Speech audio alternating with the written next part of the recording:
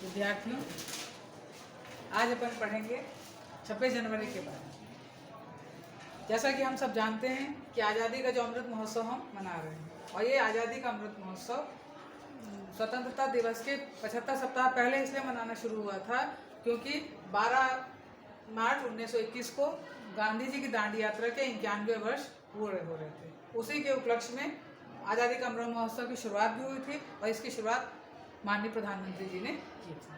और यह जो आज़ादी का अमृत महोत्सव है 15 अगस्त 2023 तक चलेगा। चलिए अब अपन इस बार आते हैं 26 जनवरी पे। 26 जनवरी भारत स्वतंत्र तो हो जाता है 15 अगस्त को, परंतु उस समय उसका अपना कोई संविधान नहीं था। भारत के जो प्रथम प्रधानमंत्री पंडित जवाहरलाल नेहरू भारत शासन अधिनियम के माध्यम से भारत का शासनकाल चला रहे थे। 26 जनवरी 1950 को जब भारत गणतंत्र बनता है, उससे पहले का मैं बताना चाहूँगी कि 9 दिसंबर 1947 को संविधान सभा ने अपना कार्य प्रारंभ किया, जो 26 नवंबर 1949 तक चलता है।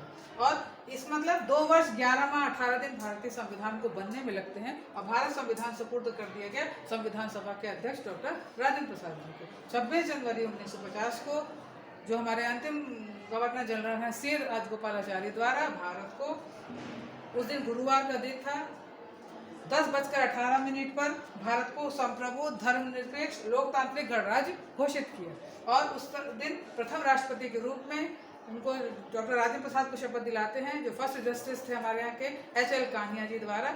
बड़ा ऐतिहासिक क्षण था।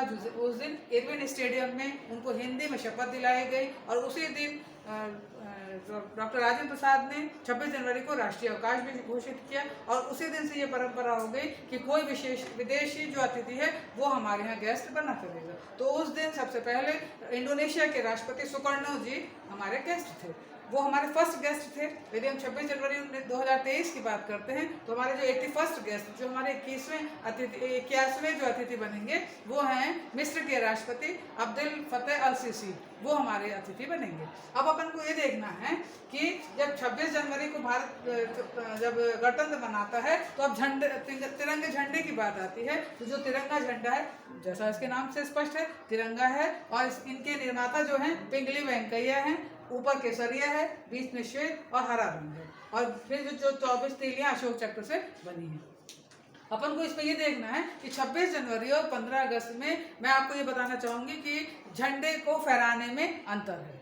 26 जनवरी के दिन हम झंडा फहराते हैं, चूँकि इस बार हम लोगों ने 15 अगस्त में झंडा फहराया था, तो हम लोगों ने देखा कि जब 15 अगस्त के दिन जो खंभे में जो रखा रहता है फ्लैग, जो इसको अपन करते हैं, तो धीरे धीरे उसको अपन ऊपर करते हैं। ऊपर जब वो ऊपर सेट हो जाता है, जब उसको खींचते हैं तो झंडा फहर जाता है। उसे कहते हैं हम ध्वजारोहण, ठीक, उसको हम फ्लैग होस्टिंग कहते हैं। अब जब उसके बाद जब अपन 26 जनवरी को देखते हैं तो उस दिन क्या होता है, उसको जो उसका झंडा है तिरंगा झंडा, वो खंभे में और ऊपर सेट रहता है, बंधा रहता है फूल से। जब अपन उसको खींचते हैं तो वो फहर जाता है, तो उसको हम कहते हैं फ्लैग अनफर्लिंग।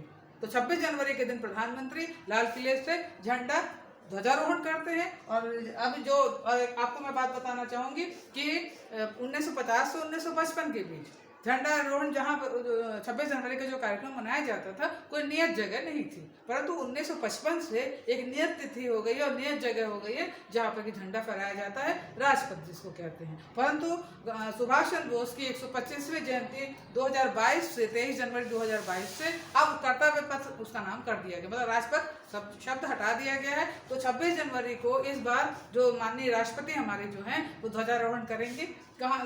यहाँ झंडा फहराएंगी वो यहाँ से कर्तव्य पथ से, ठीक है। तो ये मैं बच्चों आपको बताना चाह रही थी कि 15 अगस्त और 26 जनवरी में झंडा को जो फहराया जाता है, तो एक को अपन फ्लैग होस्टिंग कहते हैं और एक को फ्लैग अनफर्लिंग कहते हैं। झंडा फहराना, झंडा लहराना, ठीक है। आज मैं आपको ये जानकारी देना चाह रही थी। बहुत बहुत धन्यवाद बच्चों।